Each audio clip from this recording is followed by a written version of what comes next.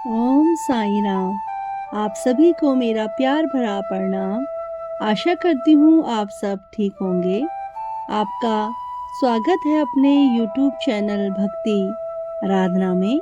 तो आज हम सुनेंगे साईं सचरित्र अध्याय 10। साईं सचरित्र के इस पवित्र सफर में आज हम पहुंच चुके हैं उस अध्याय पर जहां साईं बाबा अपने भक्तों को गुरु भक्ति का वास्तविक अर्थ समझाते हैं। यह कथा केवल शब्द नहीं, यह वह अनुभव है जो आत्मा को छू जाता है। तो आइए बैठिए शांत मन से और डूब जाइए उस शिरडी की भूमि में जहां हर रेत का कण साईं साईं कहता है।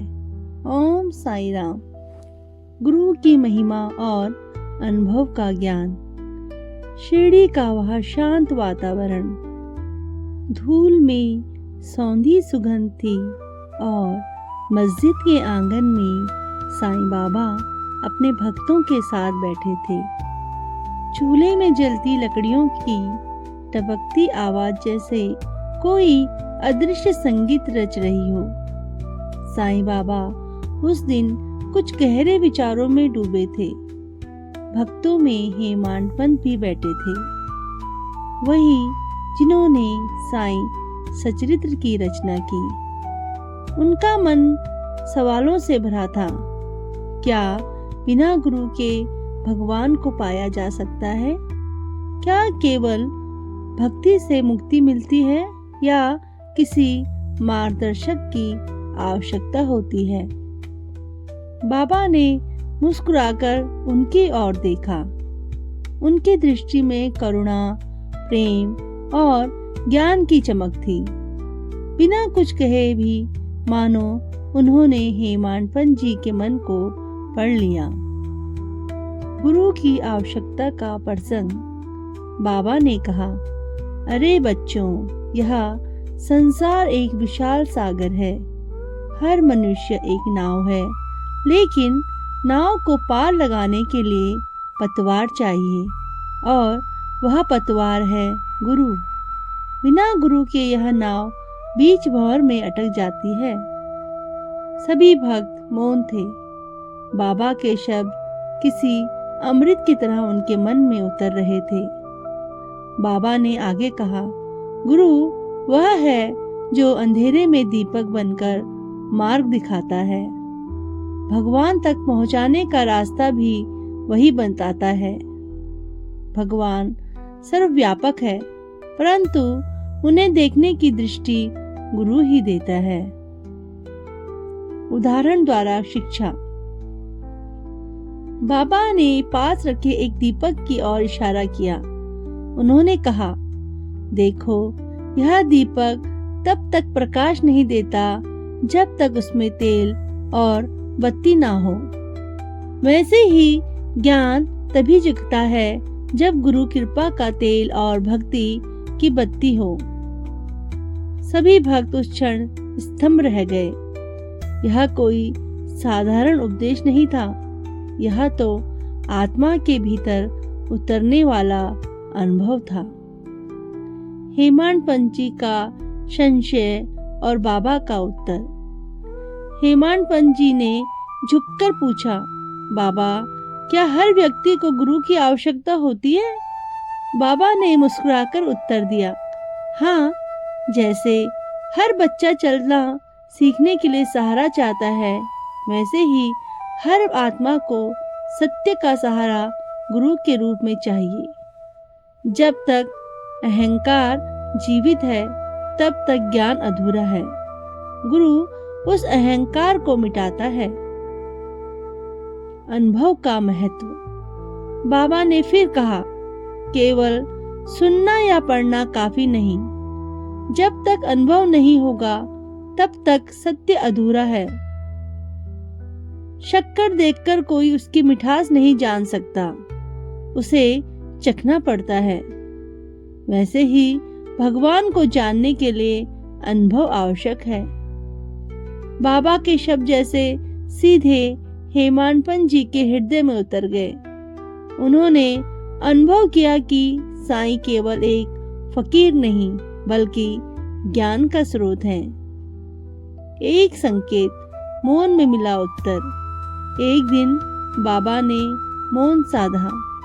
भक्तों को समझ नहीं आया कि आज बाबा कुछ क्यों नहीं बोल रहे, लेकिन उस मौन में भी बाबा बहुत कुछ कह रहे थे। हर व्यक्ति के मन में शांति उतर रही थी। कुछ देर बाद बाबा ने कहा, मौन भी एक भाषा है। जब मन स्थिर होता है तब गुरु का संदेश आत्मा तक पहुंच जाता है। शब्द तो केवल माध्यम है, अनुभव ही सत्य है। हेमाडपंत जी यह सुनकर भाव विभोर हो उठे। उनकी आंखों से आंसू बह निकले। उन्होंने बाबा के चरणों में सिर रख दिया। ओम साईं राम। श्रद्धा, धैर्य और साईं का साक्षात अनुभव। बाबा का चेहरा आज विशेष तेज से दमक रहा था। भक्तों की भीड़ लगी थी, पर उनकी दृष्टि बार बार हेमाडपंत पर जा रही थी, मानो कोई अदृश्य परीक्षा चल रही हो। श्रद्धा और धैर्य की परीक्षा। एक दिन एक भक्त ने जल्दबाजी में बाबा से कहा, बाबा मैं बहुत दुखी हूँ, कृपया करके तुरंत मेरी परेशानी दूर कर दो। बाबा ने शांत स्वर में कहा, श्रद्धा रखो, धैर्य रखो, जो तुम्हारा है वह तुम्हें समय पर मिलेगा। भक्त ने निराश होकर कहा, पर कब बाबा? बाबा बोले, जब तुम्हारा मन पूरी तरह शांत हो जाएगा। बाबा के शब्द जैसे किसी मंत्र की तरह थे। वे सिखा रहे थे कि जो धैर्य खो देता है वह कृपा खो देता है। गुरु और भगवान में कोई अंतर नहीं। बाबा ने एक दिन कहा, कुछ लोग मुझसे पूछते हैं कि मैं भगवान हूँ या फकीर। मैं कहता हूँ मैं वही हूँ जो तुम्हारे भीतर है। गुरु और भगवान में कोई भेद नहीं। जो गुरु में भगवान को देखता है वही मुक्ति का अधिकारी बनता है। इन शब्दों ने भक्तों के मन में असीम प्रेम भर दिया। हर कोई झुक गया, आंखों में आंसू बह निकले। स्वप्न में साईं बाबा का संदेश। एक रात हेमाडपंत जी को स्वप्न आया। उन्होंने देखा कि बाबा उनके घर आए हैं। बाबा ने कहा, तुमने जो सुना अब उसे जीवन में उतारो। सिर्फ पढ़ना नहीं, उसे अनुभव बनाओ। अनुभव ही सच्चा ग्रंथ है। सुबह वे उठे तो मन में गहरी शांति थी। उन्होंने तय किया कि अब वे हर श्वास में साईं का नाम लेंगे। साईं जी का अंतिम उपदेश, समर्पण का मार्ग। एक दिन बाबा ने कहा, समर्पण सबसे ऊंचा धर्म है।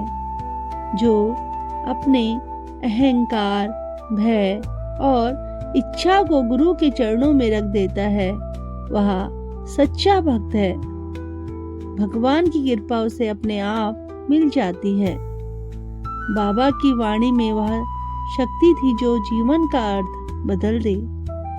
हेमाडपंत जी ने महसूस किया कि अब उनके भीतर एक नई रोशनी जल उठी है। वह थी गुरु ज्ञान की ज्योति। साईं बाबा कहते हैं, जो मुझे गुरु मानकर चलता है मैं स्वयं उसके जीवन का भार उठा लेता हूँ। साईं सचरित्र का यह अध्याय हमें यही सिखाता है कि गुरु में विश्वास रखो, श्रद्धा और धैर्य को जीवन का आधार बनाओ। तभी जीवन का हर अंधकार प्रकाश में बदल जाएगा। भक्तों, अगर आपको साईं सचरित्र अध्याय 10 सुनने में अच्छा लगा हो और आपके हृदय को छू गया हो तो वीडियो को कृपया लाइक, शेयर और चैनल को सब्सक्राइब करें ताकि सभी साईं भक्तों तक साईं बाबा के यह संदेश पहुंच जाए। भक्तों, यहाँ पर मैं आपको साईं सचित्र अध्याय 10 का स्क्रीनशॉट भी दे रही हूँ। आप इसे भी ध्यान पूर्वक पढ़ लें। यह किताब पढ़ने से आपके सभी कष्ट दूर होते हैं और सारी मनोकामनाएं पूर्ण होती हैं। आशा करती हूँ आप इसे ध्यान पूर्वक पढ़ेंगे। मिलते हैं अगले अध्याय में बहुत जल्द। तब तक के लिए आप सभी को मेरी तरफ से शुभ रात्रि। साईं बाबा अपने सभी भक्तों पर अपनी कृपा बनाए रखें। ओम साईं राम, ओम साईं राम, ओम साईं राम।